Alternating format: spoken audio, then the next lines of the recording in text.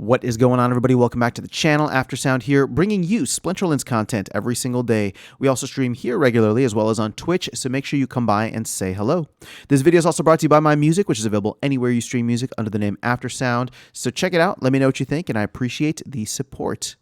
Okay, guys, let's jump into the topic of today's video, which is actually not about Splinterlands directly, but about Hive. Now, on X, I saw a post, which I think there was some misinformation and stuff, or some bad analysis in the second half of it, but the first half was about why there was a pump in Hive, and basically it was crediting the fact that Hive Futures has launched on Binance, or futures trading for Hive has launched on Binance, along with, I think, some other tokens, right? But that's why we're seeing all of this pump action in Hive lately. And actually, let me go ahead. I'm not going to go through the article here. It's on CoinGape, which, I mean, there's so many different. I don't know if this is even like a legit publication, but there's so many websites now. But obviously, this is. I mean, it seems as though the market has reacted accordingly, and so you can see here. I'm looking at the 1 year for Hive, and it's up. Well, this is 90% on the year, but if we look at like the 1 month, for example, it's up over 100%, 108%. To be exact.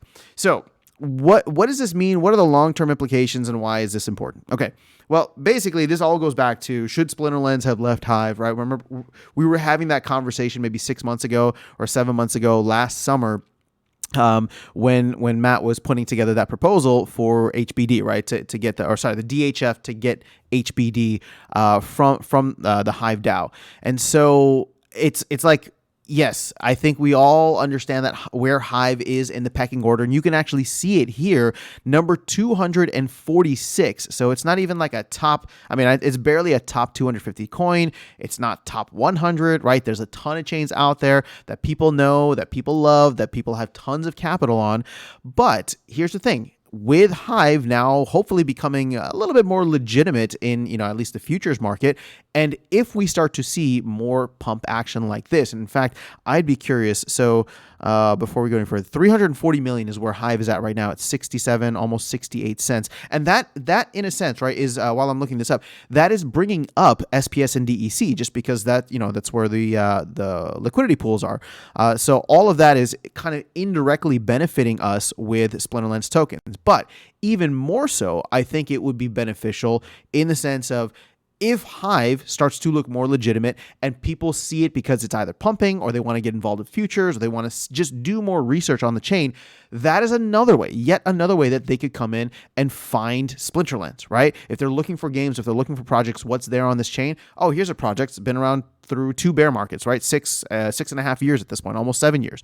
And so I think that there is an opportunity there. I think it could be beneficial. How much exposure will we get? How will we even be able to translate any of that over, or even track it? I have no idea, right? But obviously, if we start to see signups coming in before the team has done any kind of marketing, or before SPS has really started to take off with any kind of flywheel action, this would be one of the areas I would look back on and say, well, maybe this had like a larger impact of just exposing people to the chain, and more importantly, projects on the chain.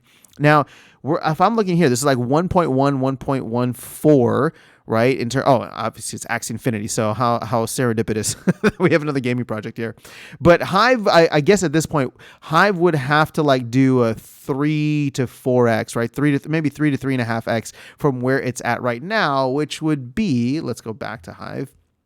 I think it's at 68 cents, so we'll just say 70. I mean, it would have to be like between $2 to $3 at this point. So if it did get there, well, first of all, I think people on Hive would be freaking out. I mean, this is already pretty fun for all the Hivers out there. So congratulations to the people who have, believed in this chain for a long time, and are, continuing to stack their Hive in HBD. This is obviously very beneficial.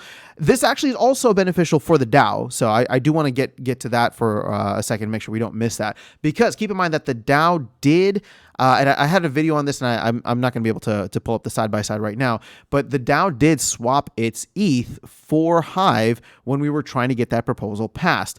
And so at the time, when I recorded a video maybe 2-3 months ago, we were looking at it, and Hive had outperformed ETH during that time period.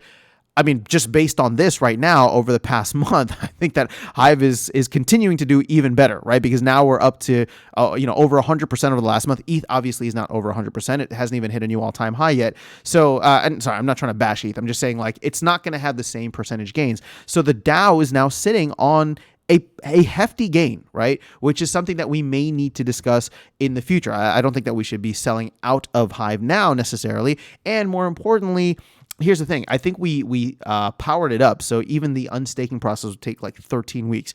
But I do believe that there are opportunities for the DAO to either power down some of that Hive or delegate it to somewhere else, receive liquid Hive, and turn that into HBD, right? Or turn that into another kind of stable coin. But we need funds for the future. HBD is perfectly fine if we want to stay within the Hive ecosystem. I think Hivers wouldn't be too upset if we were selling Hive for HBD. So again, just a ton of different ways in which Hive pumping the way that it is, being very impactful for Splinterlands and for the DAO and just everything involved with this project.